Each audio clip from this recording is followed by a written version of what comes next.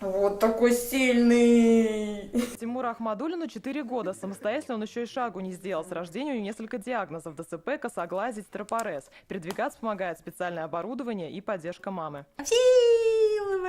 Тимур активный, жизнерадостный мальчик. Несмотря на свой недуг, посещает садик. У него уже есть свои интересы. Как говорит мама, любит рисовать, уже разбирается в марках автомобилей. Сейчас Тимур мечтает только об одном – ходить. В семье Ахмадуллиных верят, этот день настанет.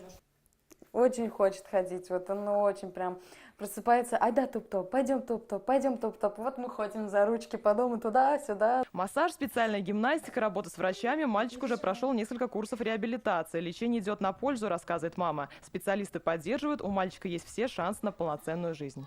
Тимур очень яркий, очень душевно отзывчивый ребенок с сохраненным интеллектом. И, наверное, он один из немногих, кому можно помочь реально. Семья Ахмадуллиных не сдается. Признаются, любовь к ребенку дает новые силы. Не зря же говорят, что Бог дает таких детям, таких детей сильным людям. Что откуда, но будем черпать силы. Ты все можешь. Чемпион, да? Мы говорим, да? Кто чемпион?